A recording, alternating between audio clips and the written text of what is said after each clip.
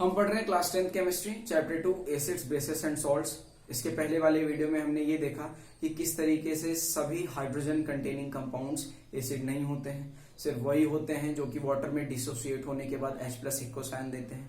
और जो आज का हमारा टॉपिक है वो ये है कि acids do not show acidic behaviour in absence of water.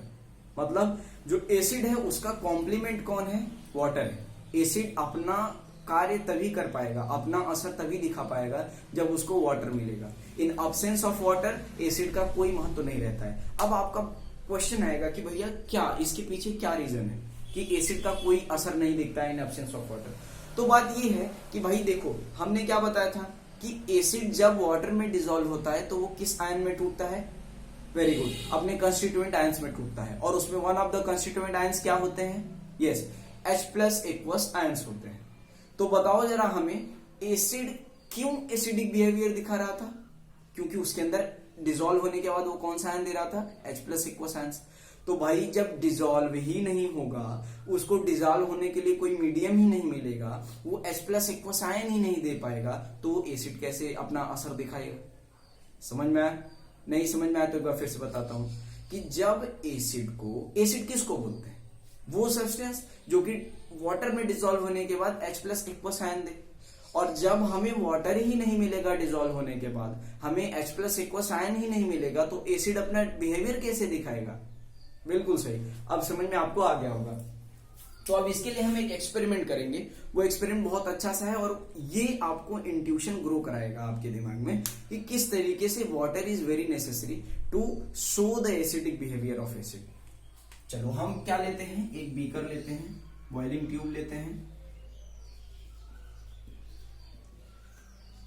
Boiling tube में हम क्या डालते हैं? NaCl डालते हैं। उस NaCl में हम ऊपर से क्या डालते हैं?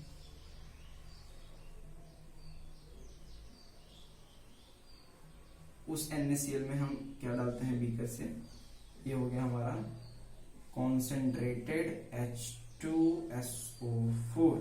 अब ये देखो, ये जब H2SO4 यहां आएगा और NaCl के साथ रिएक्ट करेगा तो रिएक्शन समझ लेते हैं। भाई देखो, हम ये कहना चाहते हैं आपसे कि पढ़ाई करो तो उसके पीछे का मैकेनिज्म जानो।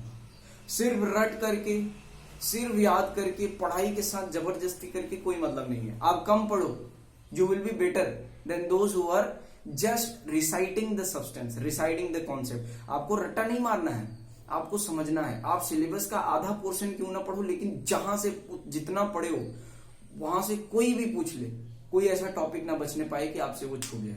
तो इसीलिए जो भी पढ़ो एकदम उसको मास्टर कर दो। आप अपने लेवल तक तो एकदम फिट रहो। मैं ये नहीं कह रहा हूं कि आप 10 का पढ़ो उसके बाद कूद के 11 में जाओ, 12 में जाओ। No need of that.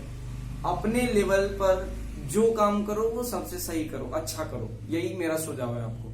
तो एक पहले मैकेनिज्म जान लिया करो, उसके बेसिक, उसके पीछे का रीजन क्या है, पूरा क्या हो रहा है, क्या इंसिडेंट हो रहा है वो जान लो। बाकी रिजल्ट, आउटकम तो अपने आप पता चल जाएगा।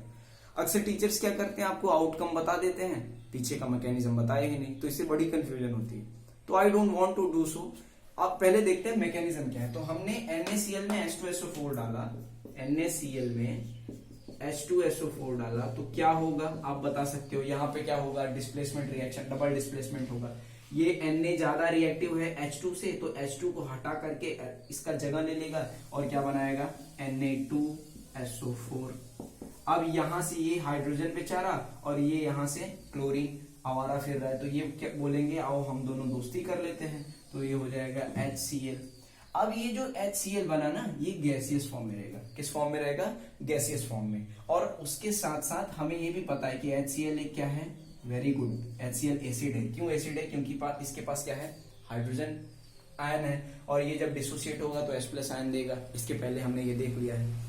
तो क्या आप देख सकते हो? अच्छा, ये क्वेश्चन और है, ये Na2SO4 क्या है? ये आप कमेंट सेक्शन में लिख देना, ठीक है? बहुत इजी है, एकदम मत डरना, क्योंकि हमें बताया था, ठीक है, कि डबल डिस्प्लेसमेंट रिएक्शन में प्रोडक्ट्स अक्सर क्या बनते हैं। तो यहां बात करते हैं, HCl जो बना ये गैसियस फॉर्म में है। अब इस HCl को एक अलग सा, यही देखो अब क्या हुआ, डालने के बाद रिएक्शन कुछ हुआ, और उस रिएक्शन में क्या हुआ देखो,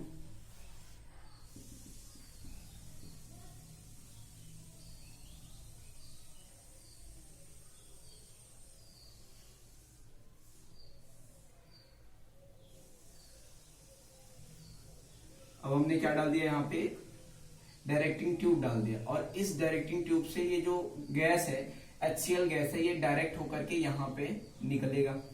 समझ में आ रहा है बात?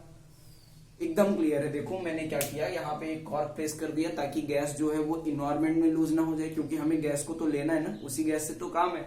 ये एसिडिक गैस है HCl, और इसी का हमें काम है। क्या काम है अभी आगे देखते हैं। तो देखो हमने इस गैस को डायरेक्ट कर दिया। अब ये गैस यहाँ से इस पाइप से होते हुए ट्रेवल करते हुए यहाँ से क्या करेगा, बाहर निकलेगा।